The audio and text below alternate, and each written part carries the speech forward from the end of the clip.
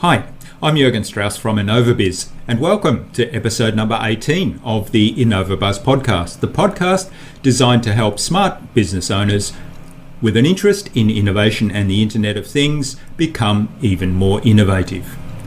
Now, today's episode features my guest Judy Robinett, who is the author of How to Be a Power Connector, and herself a power connector of the highest order. In fact, prior to recording the interview today, when we were just chatting, she asked me two questions. She said, "Where are you at and where do you want to go?" And then immediately identified a number of people who she would connect me with who could help me get to where I was wanting to go. So that is how she operates, and she is indeed a very inspiring person. So we talked today a lot about networking, about being in the right room, about creating your own luck. She mentioned a whole lot of books that are well worth reading, with a whole lot of valuable lessons around networking and around innovation, and a whole lot of other cool things, including even mountain biking. Yes, Judy is a mountain biker. This is a high-energy interview with an inspiring lady, so strap yourself in and enjoy this episode.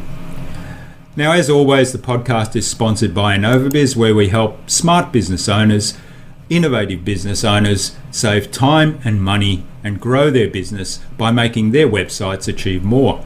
Of course, at InnovaBuzz, and there's my cuckoo clock, we do a lot more than just build websites. We provide solutions to our clients' needs by leveraging the power of the internet in innovative ways.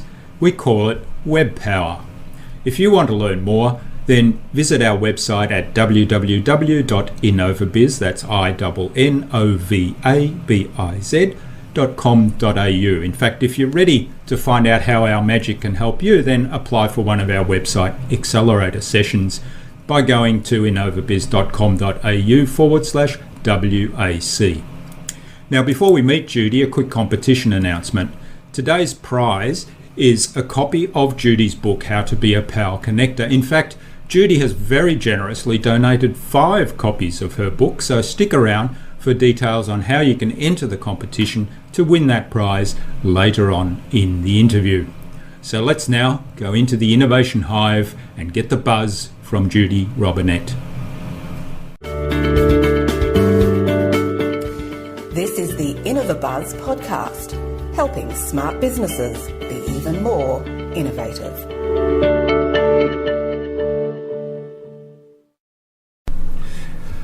Hi, I'm Jürgen Strauss from InnovaBuzz, and I'm really excited to have with me today on today's podcast another wonderful guest, and that's Judy Robinett. And I believe you're in, now I've forgotten, Utah you're from, right? But where are you right now? Yeah, right now I'm in Idaho. Idaho, okay. So all the way from Idaho in the USA, Judy Robinett. Now, Judy's an author and a power networker, and we'll hear a lot more about that. So welcome to the podcast, Judy. Thank you. Delighted to be here. Yeah, it's great to have you here. It's a real privilege to have so many wonderful people sharing their time with us on this podcast. I really appreciate it.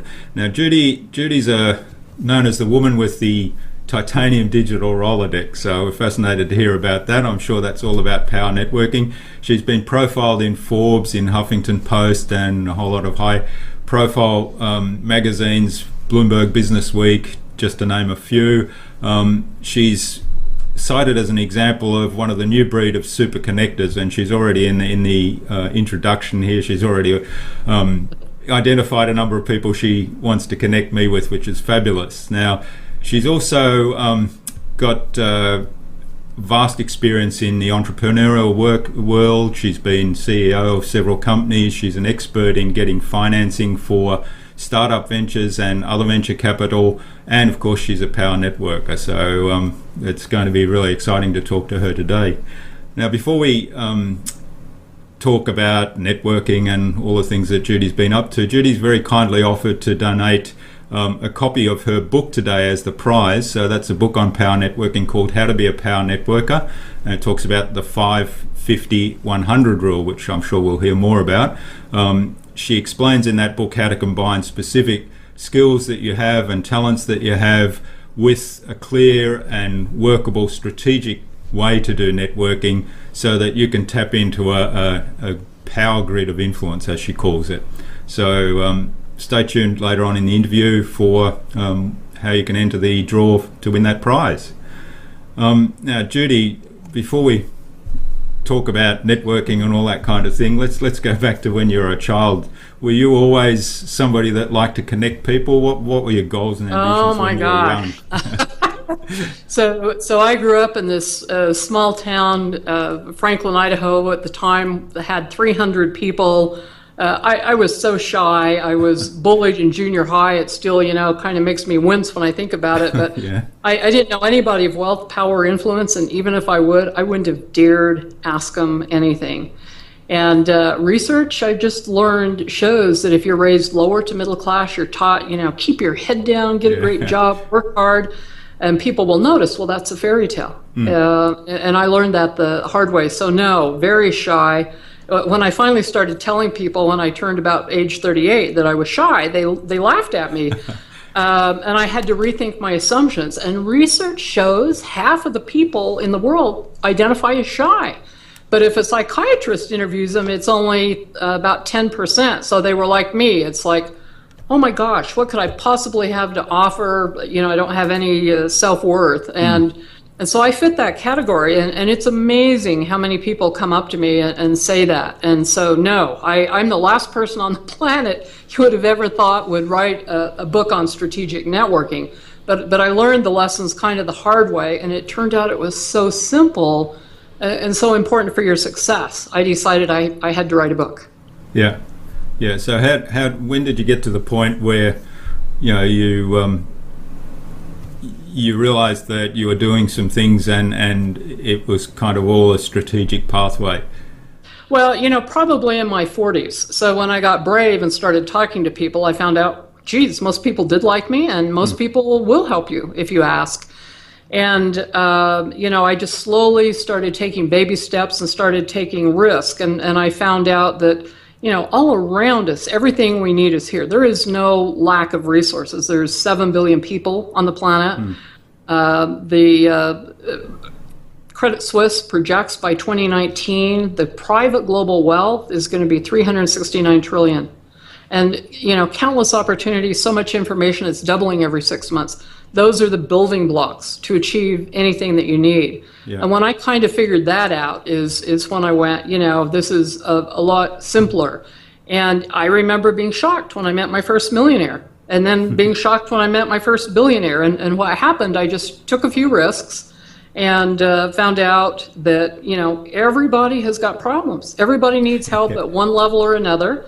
And we all have gifts. And so, you just be a little scrappy and discover how you can create value for someone and you're home free. Yeah, that's fabulous advice. I mean, there's a whole lot of gems in that. I like you saying, you took some risks and then you started to see things happening and recognizing opportunities. I've recently met a chap here who, his name's Tom O'Toole. He started up the Beechworth Bakery, which now runs 4 different bakeries. He's actually spends most of his time speaking. He's a very inspirational guy. And one of the things he says is, everything you want is just outside your comfort zone. So he basically says you need to take some risks. Absolutely. So, everything is attached to another human being. They write the checks, they have the funding, they know about the job opportunities. Everything's attached to another human being. And research for years has shown that your network equals your net worth. And so it's just incredible that you get out of your comfort zone. And I recently learned, and if I would have known this when I was younger, it would have been so helpful, that in Hebrew, there's 2 words for fear. And number 1 is that gut-wrenching, fight or flight, your adrenaline's, revved up. This is when I head to a cave with dark chocolate. And the second one is the good fear, when you're starting to assume your power to get to a new level. And that's always a little bit fearful. But if I would have known there was good fear versus bad fear, that would have helped me. And how startling, I'd been taught to, make everybody else rich, get a job and work hard, keep your head down. And it was so startling to me to start running around with people of significant wealth and to find out they're around everywhere. But I was stuck in this little box. Yeah.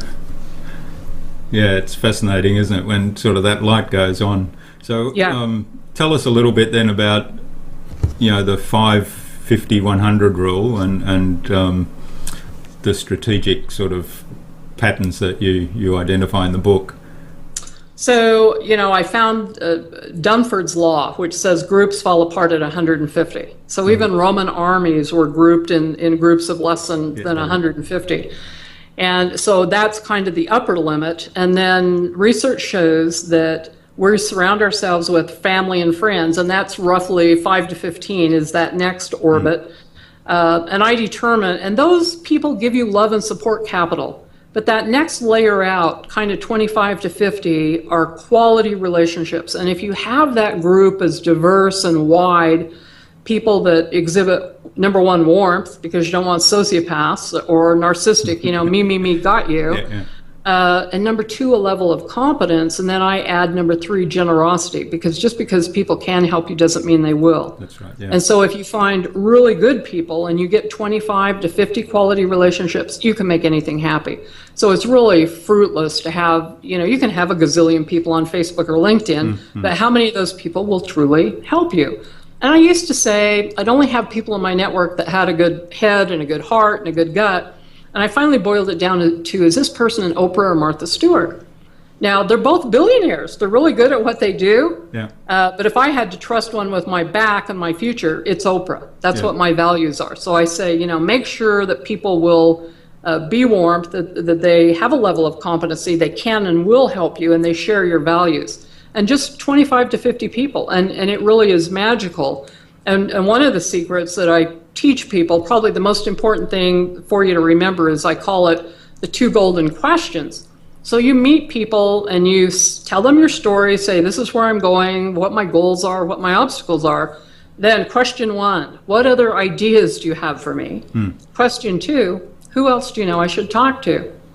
And if you repeat that with the next person they tell you, pretty soon you're like me, you're surrounded with celebrities and, billionaires, and you're wondering, how did this happen? And it's happened because you were brave.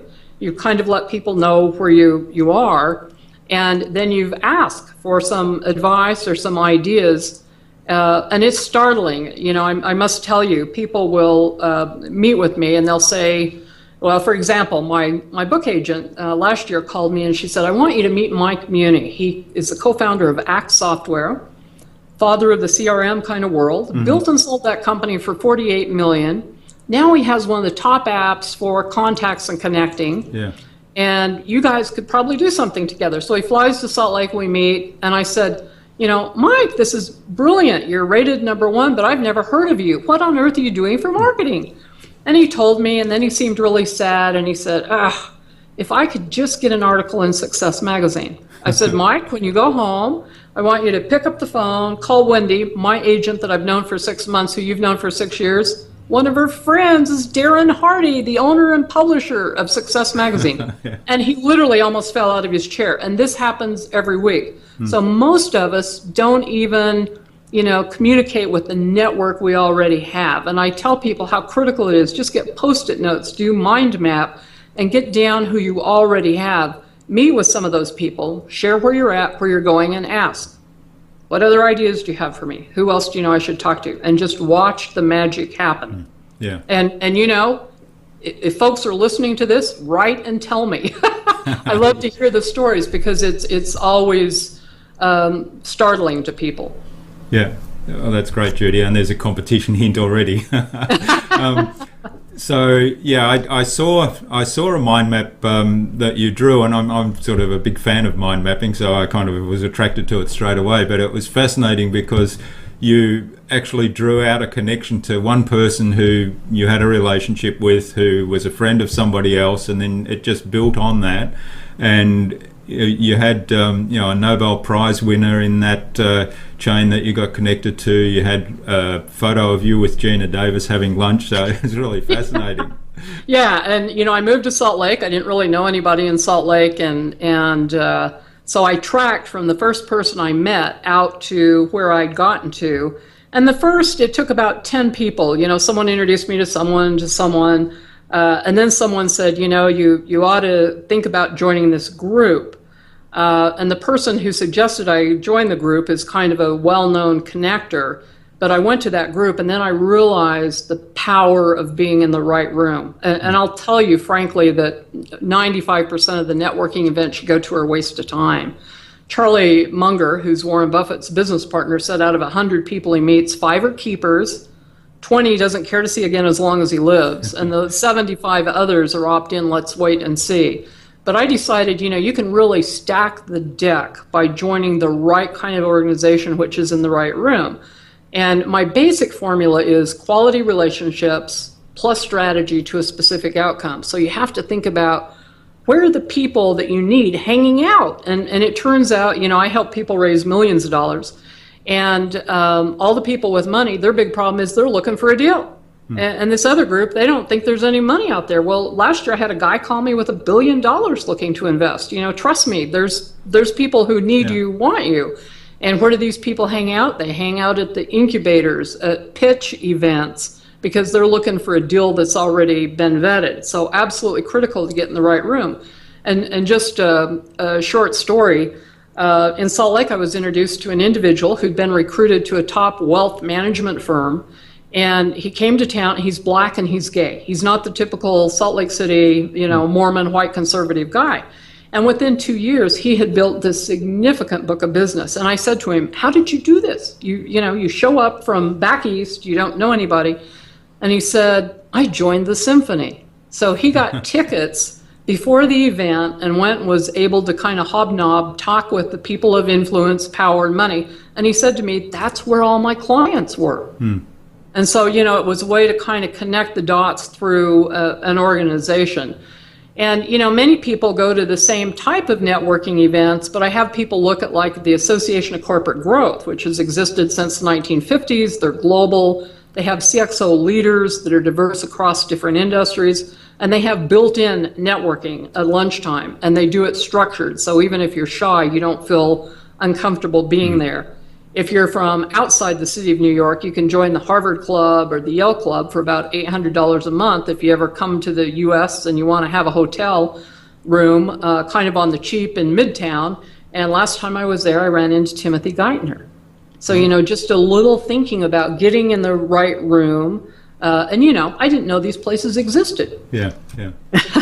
Yeah, I think that's, I was reading some of the background on you and some of the information that you've published and listening to some of your talks, and I thought that one piece of advice, getting in the right room, is just magic, and a lot of the networking advice that's out there kind of ignores that. It talks about how to work a room and how do you quickly engage with somebody, how there is some advice around how do you disengage if you feel that either you can't add value to them or vice versa. So how do you disengage and move on? But it doesn't really talk about are you in the right place? You might be wasting your time completely because you're in the wrong place. They're all totally unrelated to the audience that you need to be talking to. And I'm 61, so when I was younger in the corporate world, I'm working as hard as I can, and I read this quote, if you always do what you always did, you always get what you always got. And I thought, what do I need to do different?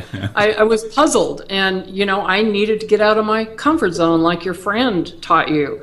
And I didn't know where to go. One of the things that I did in Salt Lake is I volunteered to be on a finance committee for a political race. That's where I met my first 2 billionaires out of Park City, Utah. And Rosie Rios, who's the United States treasurer, I met at a group event, and she always says, like a lot of other people, follow the money. Follow the money. Where do those people hang out? I volunteered once for a not-for-profit called United Way just so I could pick up some budget skills because I'd never studied accounting. And so you can volunteer, you can learn about those, and they're very helpful. Very helpful. And you're right. So I met Myron Scholes, Black-Scholes formula, Nobel Prize winner. Through that one person, another person, Heidi Rosen, a partner at Draper VC, one of the best-known VCs in the world. Leslie Jane Seymour, the publisher of More magazine. So that was the right room. Yeah, that's great. So if somebody meets you for the first time and they asked you, what do you do, Judy? How do you describe what you do in one sentence? I usually just say I love to make things happen. I mean, at the core, I'm kind of a teacher. I love to teach, but I literally love to make things happen. If people can tell me this is where I want to get to, I can get them there. Just like before when we started talking, before we, you hit record, I said, where are you going? What are your goals? Because I love to hear that, because I really like creating immediate value. And you can do that easily. You can share information. One of the most powerful is to make an introduction to someone. And that's a very core, that's the currency of this whole new relationship era. And people are sick of the old school networking. When my agent suggested I do a book on networking, I said, not me. I hate the word. I think it's icky, manipulative. I'm not going to do it. And most people, I think we're moving into the age now that people want to know you, like you, trust you, and they're looking for long-term relationships. And, just 25 to 50 is really all you need. Yeah. All right, that's great. So what do you spend most of your time doing now then? When you've got a book you're running? Since my book came out, I've spent a lot of time, doing media interviews. I love being interviewed. I love giving speeches. I've just started giving speeches. And now I'm thinking about book 2. I mean, much to my surprise, people started writing and saying, wow, that book was great. When are you going to do book 2? And it's like, oh no, do I want to do this again? But so I spend a lot of time, but I'm also developing a short, it's an 8-week training program. It'll be on webinars on how to get funded, because day in and day out, people are writing to me, and I can't do everybody that reaches out, but I've spent 15 years. I sit on venture capital boards. I'm an advisor to Springboard. We've raised $6.6 billion, had 11 IPOs and 145 strategic sales. So I serve on several boards. I serve on a couple of private company boards to help them grow their business. I write a fair amount. Yeah. So sounds like you're really busy. And I know we were talking before we started recording that you like biking. So Yep. Got the exercise clothes on, and I like to bike, love to hike, go to the mountains, and I love to garden. But I'm also, I read recently that if you really want to understand human behavior, you need to study the Bible or learn Shakespeare. And I found this great little book called How to Teach Your Children Shakespeare, and I'm actually having fun learning it. Okay. Yeah, it's been a little while since I read Shakespeare, but I always loved doing that at school. It was so different because I guess my focus is very much on the science and maths area. So to me, that was kind of a totally different world, and I still enjoy watching Shakespeare plays. Yeah. Well, human behavior, and I worked at the Idaho National Engineering Lab. I think we had 42 nuclear reactors. So, I rubbed shoulders with 10,000 nuclear engineers and physicists and all kinds of scientists. And the CEO one day called me and said, I need you to go out to the site, interview some folks. We're kind of in trouble with the Department of Energy. We've had some nuclear leaks. And not a good thing. And I will never forget sitting across the table from these young, they called them experimental power reactor operators, XPROs. And they were like 28-year-olds. And this one kid said to me, I don't need to follow the manual. I used to run a nuclear sub. And I remember thinking, I need to get out of here, move to another state. And I met with the CEO, and he said to me, should we shut it down? And I had this kind of dagger to the heart thinking, sir, you're the engineer, nuclear physicist. I would have hoped you would know the answer. Yeah. But engineering only takes you so far. And the one denominator that you can't really figure out all the time is the human factor. So I love math and science as well, but really decided if I was going to get on in the world, I'd better figure out human behavior a bit. Yeah, that's a fascinating story because I'm very process focused, even in business processes, and I always face the challenge of, we don't need to follow the process, we know what we're doing kind of story. So it's good to tell that one about the nuclear reactor. Yeah, and who solved the problem with that was a janitor. It was a janitor. It wasn't the high-powered consultants that come in, and it just shows how important it is. I mean, Jack Welch says, get better reality. And the way for us as individuals and businesses is, you've got to talk to people because we all have this blind spot. And you know, finally, when you get a little older in life, you get brave to ask people for some criticism or to help you get better, realizing, you know, you need to make that a smaller blind spot so you can grow. Yeah, that's great. Yeah. So, is there something that worries you and keeps you awake at night? You know, when I was younger, I worried that the world was going to come to an end. I've worried a bit about the Middle East. Yeah. I finally given up, decided the world will never have peace because of humans. And I think Thomas Jefferson said, you know, we won't be angels until we sprout wings. You know, I worried a lot about poverty and trying to make things better in the world. And I'm actually thrilled with Web 3.0. I mean, you and I talking on Skype across continents. And so with Web 3.0, crowdfunding, which is making money available, and this new movement towards relationships and strategic networking, I think we're going to see an unleashing of innovation like we have never seen. And I've been watching this for, you know, 5 or 6 years. So I'm very excited about that. And I think it will solve many of the things that have kept me awake at night. Yeah. Well, hopefully that'll,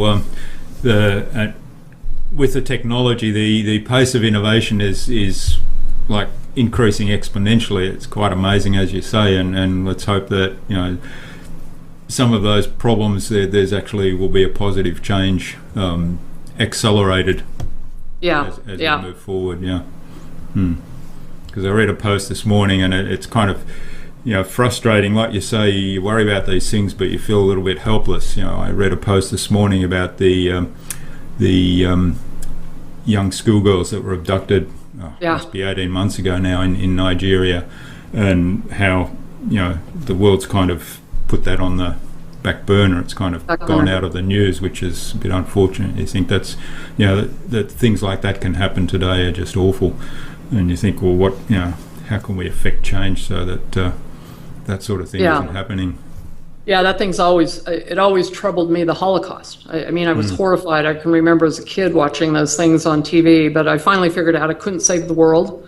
But I could do the best I could with the gifts I had, you know, and I think we all come to the earth with gifts.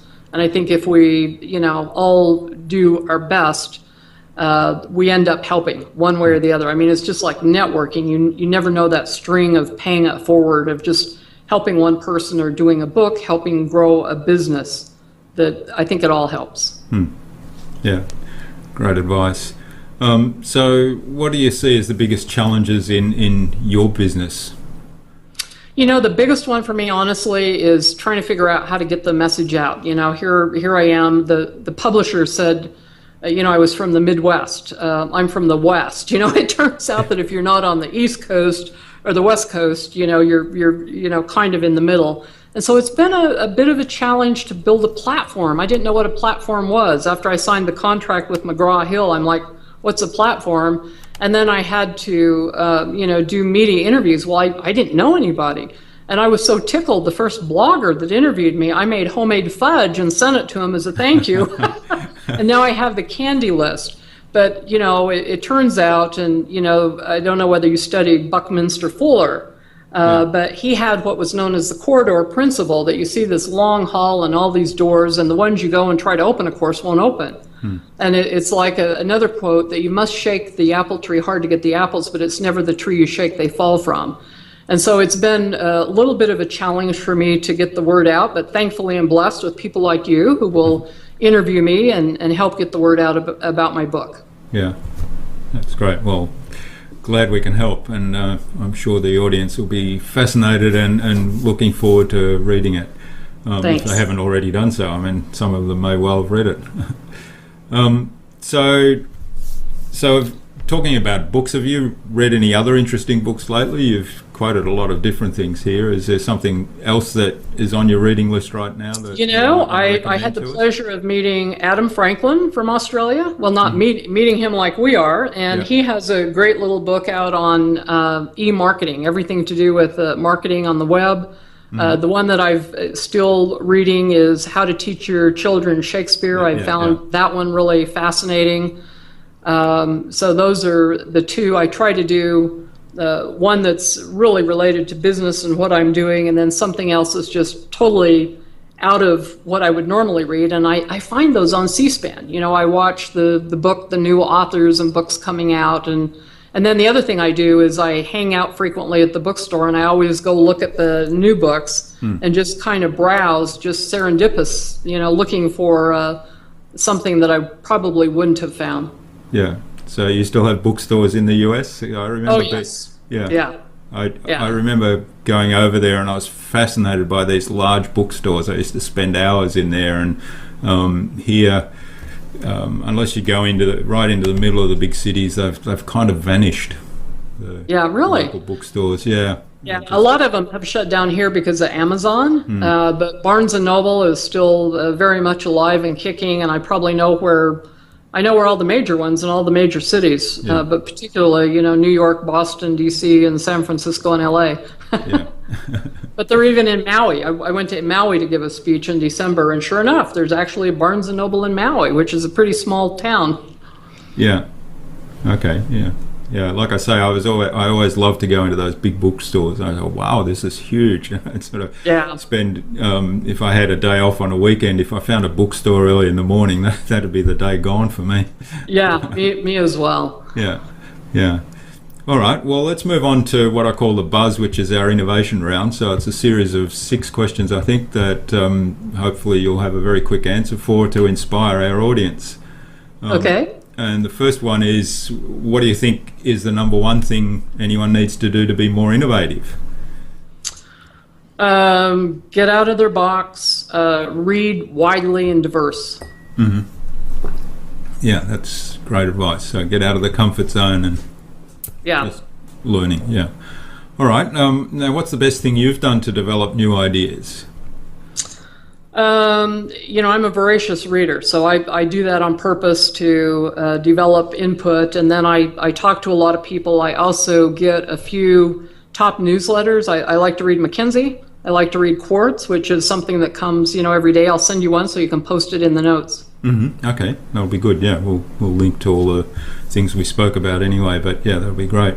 What about? I think I might know the answer to this. Favorite tool for or system to keep track of things, productivity and innovation.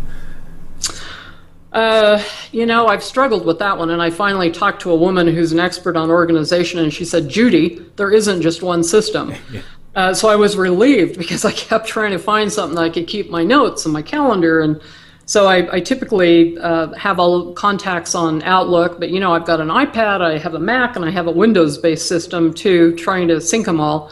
But I actually use Evernote, I use Dropbox, I have folders, so I'll go to the bookstore, write notes, or take a picture with my cell phone and tag things so that I can find them, because ideas are important to me, people are important to me, so I've kind of got some systems in my book. And it's on my website. I've got, some free downloads that you can do just an Excel spreadsheet that are pretty simple. Okay, that's great. Yeah, so a combination of systems and Evernote's great. I love Evernote.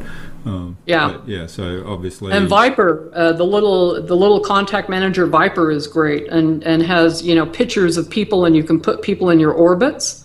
And so you can search and say, I'm going to Chicago. Send out a message. Hey, I'll be in Chicago. Want to go to dinner? It's a pretty slick little system. Okay, I'll have to have a look at that one. I don't know that one. Yeah. Yeah. All right. So what do you think is the best way to keep a client or a project on track?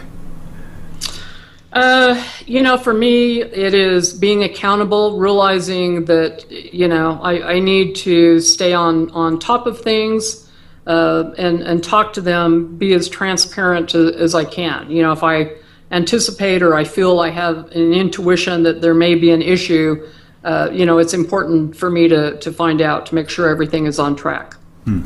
Okay, so transparency and communication sort of. Yes, yeah. All right, and what do you think is the number one thing anyone can do to differentiate themselves?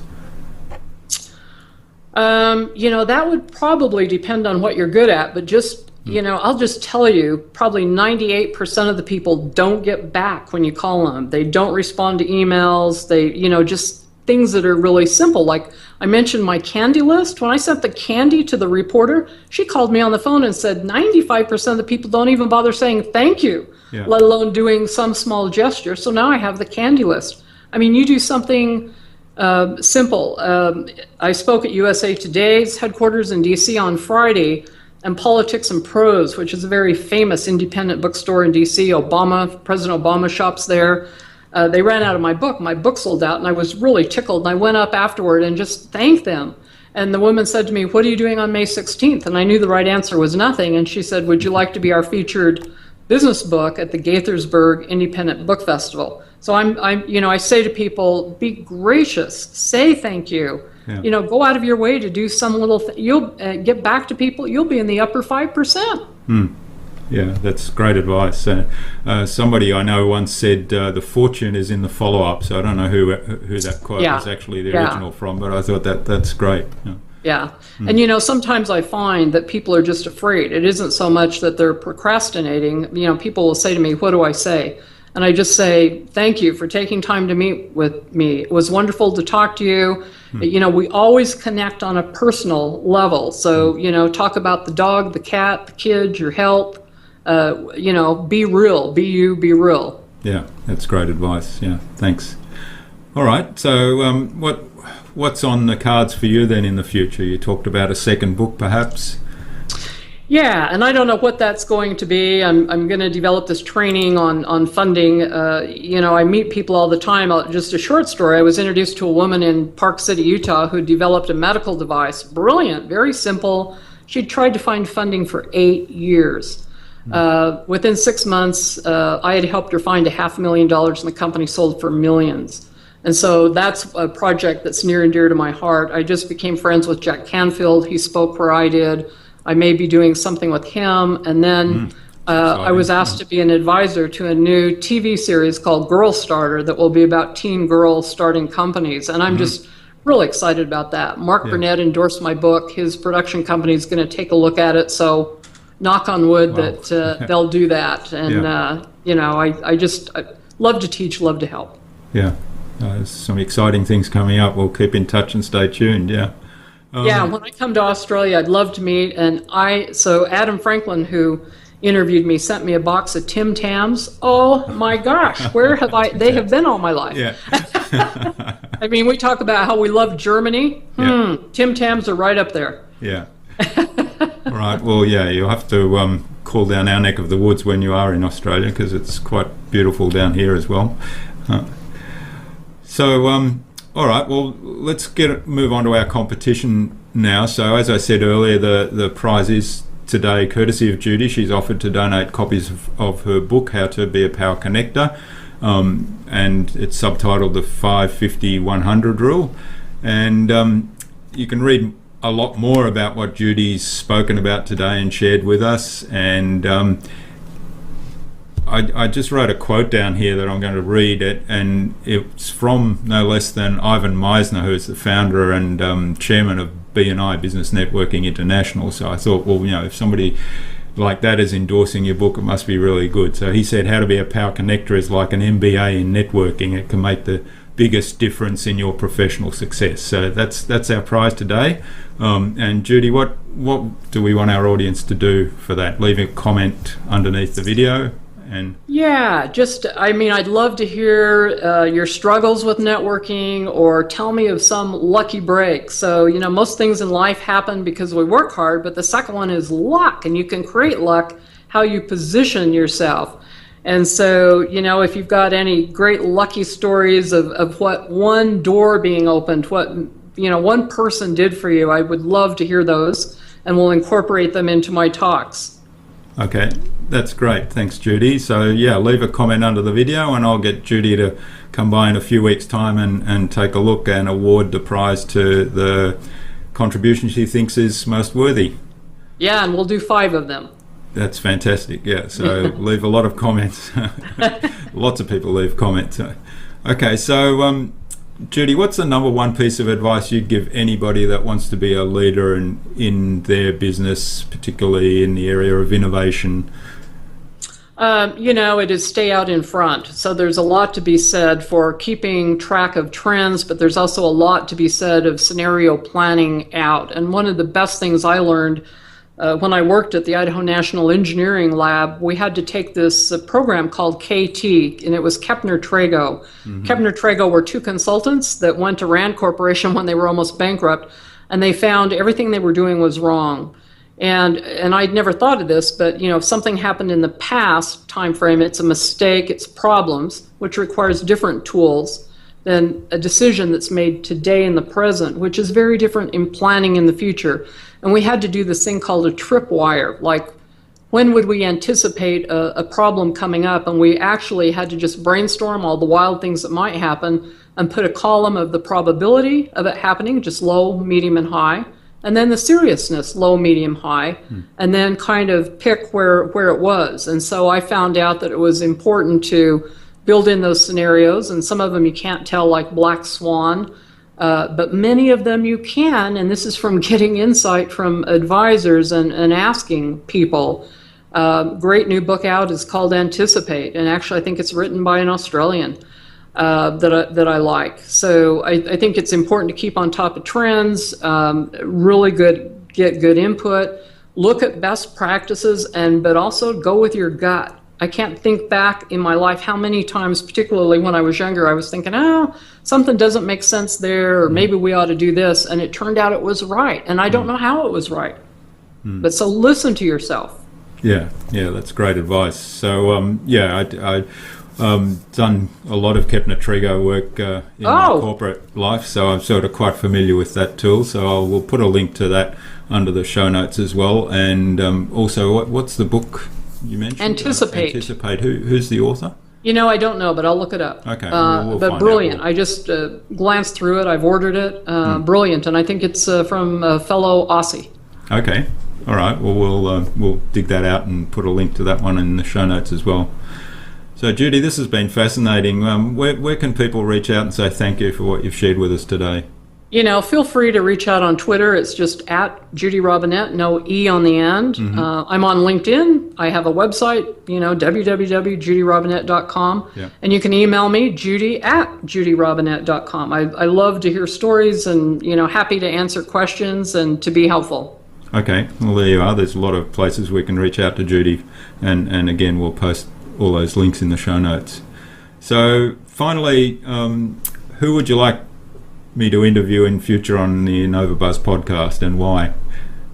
I would say Jack Canfield, who I'd be happy to introduce you to, and he is remarkable. Yeah. I mean, he changed, talk about innovation, the book publishing, his series on Chicken Soup for the Soul have sold 500 million copies. Yeah. So he works with some of the top, companies out there. Great guy, Success Principles, one of the best books I used to read, and it's its 10th anniversary. I think he would be great for you. That's great. And your listeners. Yeah. And I'll do that within 5 minutes. Okay, I really appreciate that, Judy. Thank you. Now, you notice that I've actually taken your advice on that question. That's the second one of the questions you proposed, but I was doing that before I had read about your advice.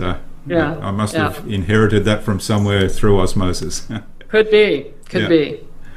All right. Well, it's been a real privilege to have you on the podcast, Judy. Thank you so much for your time and sharing your information and insights with us. And I'll keep in touch. We'll look at the contributions and award those prizes. And I look forward to keeping in touch with you on an ongoing basis. You as well. Thank you. Yeah. Thanks very much. Okay. Bye-bye. Bye. Well, what an inspiring interview with so many valuable tips and insights. I hope you enjoyed meeting Judy as much as I did and learnt lots from that interview. Now, all the show notes for this episode will be at innovabiz.com.au/Judy Robinett. That is JUDYROBINETT. All lowercase, all one word, no fancy characters or spaces. innovabiz.com.au/Judy Robinett. So we have listed there all the links and the resources and everything that we spoke about in the episode, including a full transcript for those that prefer reading. And remember to leave your comments underneath the video for your chance to win a copy of Judy's book, How to Be a Power Connector. And there are, in fact, 5 copies available. So your chances are really good. Leave your comments and tell Judy about your struggles with networking, or tell her about any stories of how you've had one door being opened or one person do something for you that actually transformed your life or business. I'll get Judy to swing by in a couple of weeks and pick the prize winners. Now, Judy suggested I interview Jack Canfield, who would be familiar to everyone on this podcast, I imagine. He's the author of the book series called Chicken Soup for the Soul, and also the book Success Principles, which has just been republished, I believe. So, Jack, keep an eye out on your inbox for an invitation to join me on the InnovaBuzz podcast, and I'm really looking forward to that.